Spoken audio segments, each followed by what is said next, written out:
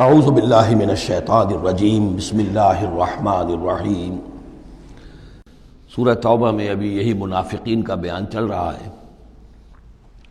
اور جب کوئی صورت نازل ہوتی ہے کہ ایمان لاؤ اللہ پر اور جہاد کرو اس کے رسول کے ساتھ مل کر، استأذنک اولو الطول منہم، تو ان میں سے جو مقدرت والے ہیں، دولت والے ہیں، وسائل رکھنے والے ہیں، وہ بھی آپ سے آ کر رخصت مانگتے ہیں۔ وقالوا ذرنا نکن مع القاعدین، اور کہتے ہیں کہ ہمیں چھوڑ دیجئے، رہنے دیجئے، ایگزمپٹ کر دیجئے، ہم یہیں بیٹھ رہنے والوں میں شامل ہو جائیں۔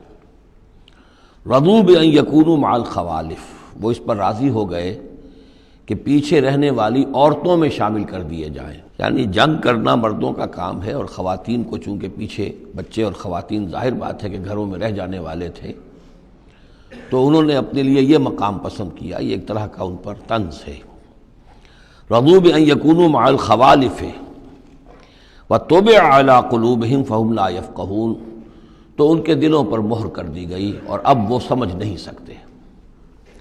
لیکن الرسول والذین آمنوا معہ، اس کے برعکس اللہ کے رسول صلی اللہ علیہ وسلم اور جو لوگ ان کے ساتھ ایمان لائے، جاہدوا باموالہم وانفسہم، انہوں نے جہاد کیا اللہ کی راہ میں، اپنے اموال سے بھی، اپنی جانوں سے بھی۔ وَأُولَٰئِکَ لَهُمُ الْخَيْرَاتُ، یہ وہ لوگ ہیں جن کے لیے بھلائیاں ہیں، خوبیاں ہیں، نیکیاں ہیں، اچھا اجر ہے۔ وَأُولَٰئِکَ هُمُ الْمُفْلِحُونَ، اور یقیناً یہی لوگ ہیں فلاح پانے والے، آخری منزل مراد کو پا لینے والے۔ فلاح کے لفظ پر انشاءاللہ تفصیلی گفتگو جو ہے وہ سورہ مومنون کے شروع میں ہوگی۔ یہ ایک بڑی اہم اصطلاح ہے قرآن کی، میں نے اب تک اس کا ترجمہ بس اسی طریقے سے اسی لفظ کے ساتھ کیا ہے۔ اعد اللہ لہم جنات تجری من تحتہا الانہار خالدین فیہا، اللہ تعالیٰ نے ان کے لیے ان باغات کو تیار کیا ہے جن کے دامن میں یا جن کے نیچے ندیاں بہتی ہوں گی، جن میں وہ ہمیشہ ہمیش رہیں گے۔ ذالک الفوز العظیم، اور یہ بہت بڑی کامیابی ہے۔ وجاء المعذرون من الاعراب لیؤذن لہم، اور آئے آپ کے پاس بہانے بنانے والے بدو بھی، مدینے کے لوگوں کا تذکرہ ہو رہا تھا، اب ظاہر بات ہے یہ نفیر عام تھی، اعلان عام تھا، تو اب جو بھی آس پاس تھے، جو دیہات میں رہنے والے مسلمان تھے، ان پر بھی یہ حکم جو ہے عائد تھا، تو اب ان میں سے بھی لوگ آئے اور رخصت طلب کرنے لگے۔ جاء المعذرون من الاعراب، اعراب اعرابیون کی جمع ہے، وہ جو لوگ بادیہ نشین بدو، لیؤذن لہم، کہ انہیں بھی اجازت دے دی جائے، انہیں بھی رخصت دے دی جائے۔ وقعد الذین کذبوا اللہ ورسولہ، اور بیٹھ رہے وہ لوگ جنہوں نے کہ جھوٹ کہا تھا اللہ سے اور اس کے رسول سے، وعدے جو کیے تھے وہ جھوٹ نکلے، یا یہ کہ جو عذر کر رہے وہ جھوٹا ہے۔ سیصیب الذین کفروا منہم عذاب علیم، ان قریب ان میں سے جو لوگ کفر پر اڑ جائیں گے، یا جو لوگ فی الواقع کفر کی حد کو پہنچ گئے ہیں، ان کے لیے دردناک عذاب ہے۔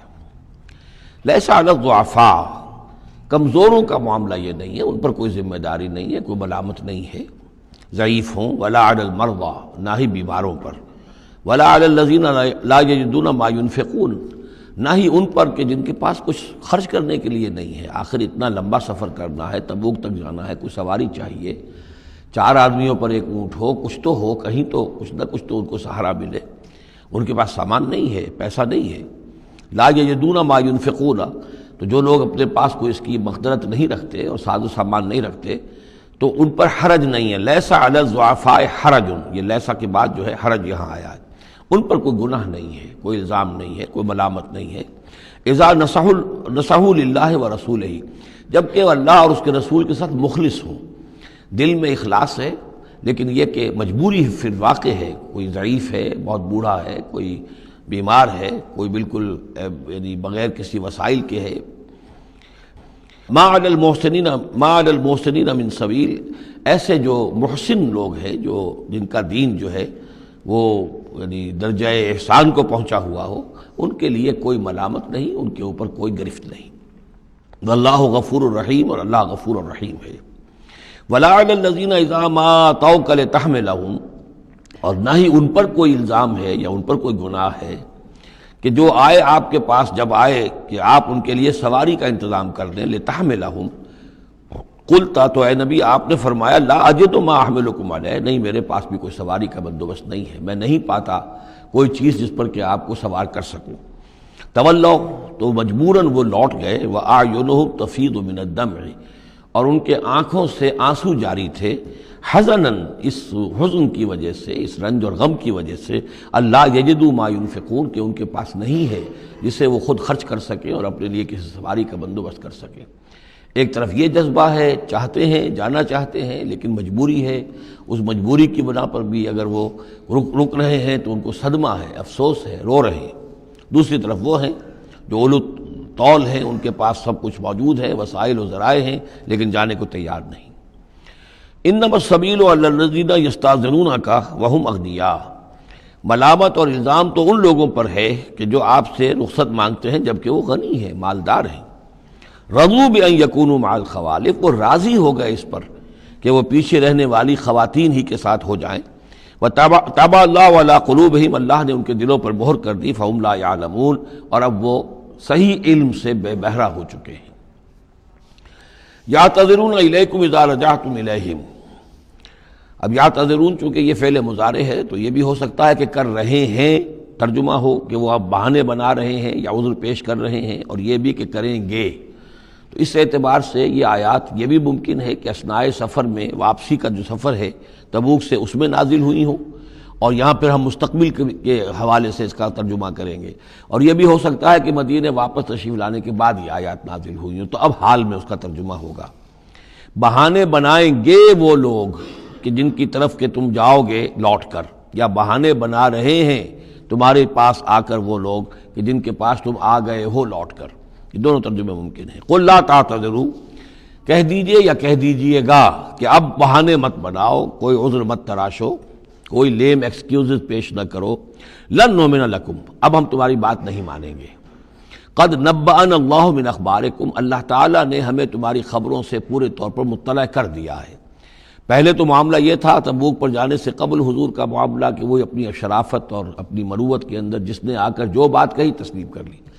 اب چونکہ اس دوران میں یہ ساری آیات اتر چکی ہیں اور اللہ تعالیٰ نے جو کچھ ان کے اندر تھا چھپا ہوا وہ بھی کھول کر بیان کر دیا ہے، تو کہہ دیا گیا کہ اب آپ ڈنکے کی چوٹ کہہ دیجئے، لن نؤمن لکم، اب ہم تمہاری بات نہیں مانیں گے۔ قد نبأنا اللہ من اخبارکم، اللہ تعالیٰ نے تمہاری اخبار پر، تمہاری خبروں پر، تمہاری کیفیات پر ہمیں مطلع کر دیا ہے۔ وَسَيَرَ اللَّهُ عَمَلَكُمْ وَرَسُولُهُ، اب عنقریب مستقبل میں اللہ تعالیٰ تمہارے عمل کو دیکھے گا اور اس کا رسول بھی دیکھیں گے صلی اللہ علیہ وسلم، یعنی آئندہ اب تمہارا کیا ایٹیچیوڈ رہتا ہے۔ ثُمَّ تُرَدُّونَ إِلَىٰ عَالِمِ الْغَیْبِ وَالشَّہَادَةِ، پھر تمہیں لوٹا دیا جائے گا اس ہستی کی طرف جو کھلے اور چھپے کی جاننے والی ہے۔ فَيُنَبِّئُكُم بِمَا كُنتُمْ تَعْمَلُونَ، تو پھر وہ تمہیں جتلا دے گا جو کچھ کہ تم کرتے رہے تھے۔ سَيَحْلِفُونَ بِاللَّهِ لَكُمْ إِذَا انقلبتم، یہ یقیناً قسمیں کھا کھا کر، حلف اٹھا کر اللہ کا کہیں گے جب کہ تم ان کی طرف لوٹ جاؤ گے یا آ گئے ہو، الیہم لتعرضوا عنہم، تاکہ آپ اعراض کریں، تاکہ مسلمانوں ان کو چھوڑ دیں، ان سے کوئی باز پرس نہ کریں، انہیں کوئی صدا نہ دیں، اعراض کریں۔ فاعرضوا عنہم، ٹھیک ہے ان سے اعراض کرو، ان سے آپ توجہ جو ہے پھیر لیجئے۔ انہم رجس، یقیناً یہ لوگ ناپاک ہیں۔ وماواہم جہنم، اور ان کا ٹھکانہ آگ ہے۔ جزاء بما کانوا یکسبون، بدلہ اس کا جو یہ کمائی انہوں نے کی ہے۔ یحلفون لکم لترضوا عنہم، یہ جو قسمیں کھا رہے ہیں مسلمانوں تمہارے پاس آ کر، اس لیے تاکہ تمہیں راضی کر لیں، تم ان سے راضی ہو جاؤ۔ اس لیے کہ ظاہر بات ہے کہ ایک معاشرہ تھا، مدینے میں رہتے تھے، ان کے بھائی بند تھے، ان کے دوست تھے، احباب تھے، اوس اور خزرج کے اندر رشتہ داریاں تھیں، تو اب بالکل آؤٹ کاسٹ ہو جانا معاشرے میں، تو ظاہر بات ہے کہ وہ پھر کوشش کرتے تھے کہ سارے مسلمان ہم سے بدظن نہ ہو جائیں، سب لوگ جو ہیں بدگمان ہو جائیں، تو ہم تو آؤٹ کاسٹ ہو جائیں گے، گویا کہ معاشرے میں اچھوت ہو جائیں گے۔ تو وہ آ کے لوگوں سے ملاقاتیں کر کر کے پھر ان کو بتاتے تھے کہ نہیں، ہمارا تو یہ عذر تھا، یہ مجبوری تھی، ہماری نیتوں پر شک نہ کرو۔ یحلفون لکم لترضوا عنہم، اے مسلمانوں یہ تمہارے سامنے قسمیں کھا کھا کر اپنے خلوص کا جو اطمینان تمہیں کرانا چاہ رہے ہیں وہ اس لیے کہ تم ان سے راضی ہو جاؤ۔ فَإِن تَرْضَوْا عَنْهُمْ فَإِنَّ اللَّهَ لَا يَرْضَىٰ عَنِ الْقَوْمِ الْفَاسِقِينَ، تو اگر تم ان سے راضی ہو بھی گئے تو اللہ تعالیٰ ان نافرمانوں سے راضی ہونے والا نہیں ہے۔ صدق اللہ العظیم۔